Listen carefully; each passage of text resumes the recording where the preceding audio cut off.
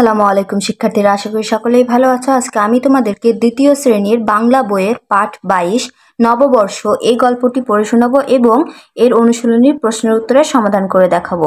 তাহলে চলো শিক্ষার্থীরা, দেরি না করে আমরা পড়া শুরু করি। পৃষ্ঠা নাম্বার 48, পাঠ 22 নববর্ষ। বাংলা বছরের প্রথম মাস হলো বৈশাখ। বৈশাখ মাসের প্রথম দিন হলো পহেলা বৈশাখ। এদিন আমাদের নববর্ষ। নববর্ষে অনেক মেলা হয়, অনেক খেলাধুলা হয়, অনেক গান বাজনা হয়, শোভাযাত্রা হয়, অনেক মানুষ সুন্দর পোশাক পরে ঘুরে বেড়ায়। সেদিন অনেক মজা হয়, আমাদের খুব ভালো লাগে। নববর্ষের সময় গ্রামের দোকানে হালখাতা হয়। সেদিন সুন্দর করে দোকান সাজানো হয়। হালখাতা হলো পুরনো বছরের সব দেনা পাওনা মিটিয়ে দেওয়া। মিটিয়ে দিয়ে সবাই মিলে মিষ্টি জিলাপি ইত্যাদি খাওয়া।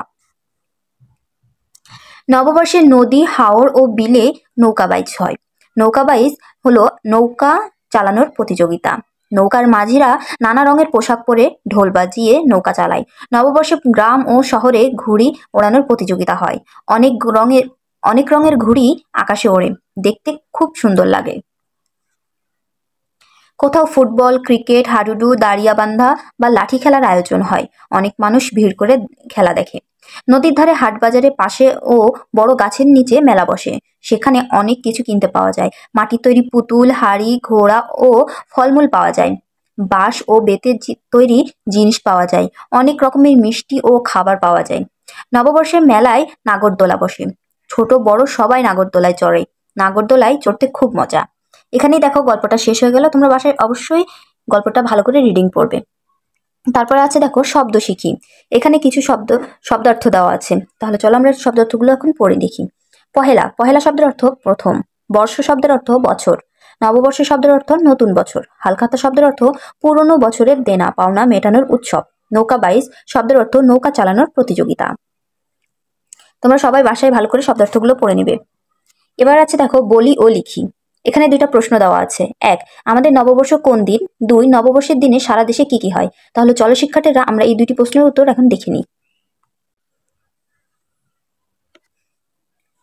দেখো শিক্ষার্থীরা, প্রশ্ন নাম্বার 1, আমাদের নববর্ষ কোন দিন? উত্তর, আমাদের নববর্ষ বৈশাখ মাসের প্রথম দিন অর্থাৎ পহেলা বৈশাখের দিন।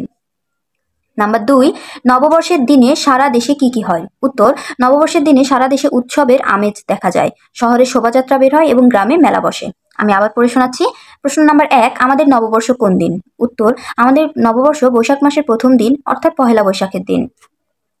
নাম্বার 2, নববর্ষের দিনে সারা দেশে কি কি হয়? উত্তর, নববর্ষের দিনে সারা দেশে উৎসবের আমেজ দেখা যায়। শহরে শোভাযাত্রা বের হয় এবং গ্রামে মেলা বসে। এখানেই দুইটা প্রশ্নের উত্তর শেষ।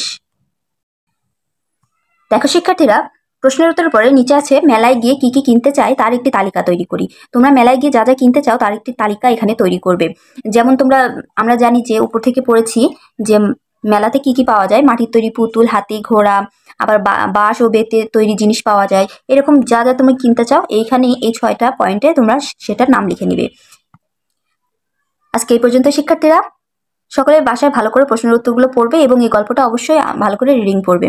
পরবর্তী ক্লাস পাওয়ার জন্য অবশ্যই চ্যানেলটা সাবস্ক্রাইব করে দিবে এবং পূর্বের ক্লাস দেখার জন্য চ্যানেলের প্লেলিস্ট চেক করলেই তোমরা সকল ক্লাস সিরিয়ালে পেয়ে যাবে। আর এই ভিডিওটা যদি তোমাদের ভালো লাগে, উপকার হয়, তাহলে অবশ্যই ভিডিওটাতে একটি লাইক, কমেন্ট এবং শেয়ার করবে। সকলেই ভালো থাকবে। ধন্যবাদ সকলকে।